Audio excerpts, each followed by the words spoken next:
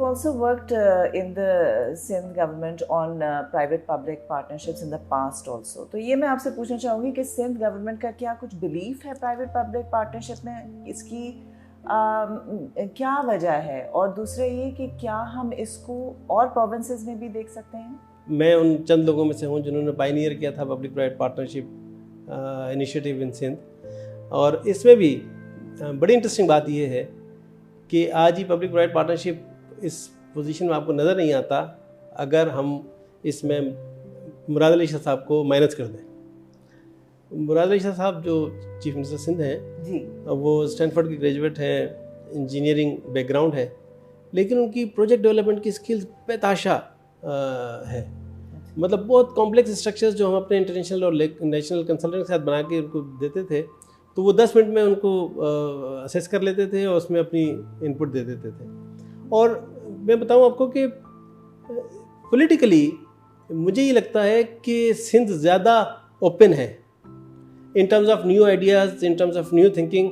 शायद इसकी एक वजह कराची का होना है, क्योंकि कराची में बहुत ज़्यादा स्किल्स मौजूद हैं आपके पास, या पॉलिटिकली ये स्ट्रेंथ पॉलिटिकली है, मुझे I can't say for sure, but somehow government of Sindh always embraces the new ideas and they go for it. जैसे मैं आपको बताऊं, पब्लिक प्राइवेट पार्टनरशिप में कोई मैच नहीं है सिंध का पूरे पाकिस्तान में, और इसका बार बार आदा जो है वो finance minister government of Pakistan करते रहते हैं, और एंड राइटली सो।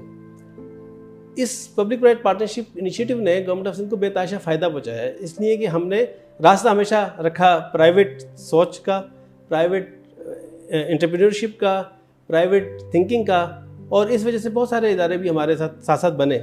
जैसे सिंध रेवेन्यू बोर्ड हमने सबसे पहले बनाया, फिर सिंध फंड मैनेजमेंट हाउस हमने बनाया, डेट मैनेजमेंट यूनिट हमने बनाया, जो उसने पहली दफ़ा डेट को देखना शुरू किया कि इसको किस तरह से हैंडल करना है। तो मेरा ख्याल है कि सिंध जो है वो पायनियर रहा है मुख्तलिफ नए नए इदारे बनाने में। तो ये थोड़ा सा बताएं कि प्राइवेट पब्लिक पार्टनरशिप्स में जो what does each side bring to the table which is unique to that side? मैं अभी भी लेक्चर देता हूँ पब्लिक प्राइवेट पार्टनरशिप पर मुख्तलिफ जगहों पर। देखिए, ये बड़ी कॉम्प्लेक्स मैरिज अरेंजमेंट है between the public sector and the private sector, और इसकी वजह क्या है? इसकी वजह दो डिस्टिंक्ट सेट ऑफ थॉट्स हैं और सेट ऑफ गोल्स हैं जिन्हें मर्ज करना पड़ता है। मिसाल के तौर पर पब्लिक सेक्टर का काम है सोशल वैल्यू मैक्सिमाइजेशन, कि किस तरह से सोशल वैल्यू को बढ़ाया जाए। मिसाल के तौर पे स्कूल बनाए जाएं, रोड्स बनाए जाएं, हॉस्पिटल्स बनाए जाएं, सर्विसेज लोगों को दी जाएं, ये है social service area. Private sector का काम है प्रॉफिट मैक्सिमाइजेशन। वो सोशल वैल्यूज़ को शायद कंसिडर तो करते हों, लेकिन सोशल वैल्यू से ज़्यादा उनकी प्रॉफिट, ऑर्गेनाइजेशन का जो प्रॉफिट है वो ज़्यादा इंपॉर्टेंट होता है। तो ये दो डिस्टिंक्ट अप्रोचेस को इस तरह अलाइन करें कि मेरा सोशल वैल्यू मैक्सिमाइजेशन का पर्पस हल हो जाए, और प्राइवेट सेक्टर जो है वो एफिशिएंट परफॉर्म करके अपने प्रॉफिट मैक्सिमाइजेशन का जो गोल है वो उसको अचीव कर ले। तो ये बड़ा एक फाइन किस्म की अरेंजमेंट है, जिसको अगर आप स्ट्रक्चर कर लें तो दोनों साइड जो हैं वो फ़ायदे में रहती हैं।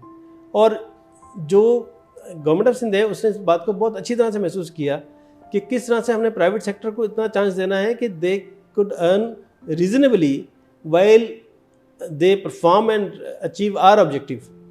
अच्छा, होता ये है कि गवर्नमेंट ऑफ सिंध या कोई भी गवर्नमेंट वो इंफ्रास्ट्रक्चर जब डेवलप करती है तो वो इतनी फार साइटेडनेस नहीं है हमारे सिस्टम में कि हम देख सकें कि ये ब्रिज जो हम बना रहे हैं, या जो रोड बना रहे हैं, या जो स्कूल बना रहे हैं, ये 5 साल, 10 साल, 15 साल, 20 साल तक कैसे बहुत अच्छी तरह से परफॉर्म करता रहेगा। तो पब्लिक सेक्टर फेलियर हमने ये देखा है, not limited to government of Sindh, all international और लोकल इकोनॉमीज़, जहाँ जो सेकंड और थर्ड वर्ल्ड कंट्रीज़ हैं, कि इंफ्रास्ट्रक्चर लास्ट नहीं करता। अगर आप जाएं दूसरे ममालिक में देखें तो कुछ ममालिक ऐसे हैं जैसे सिंगापुर दूसरे हैं जहाँ पर इंफ्रास्ट्रक्चर की सस्टेनेबिलिटी है।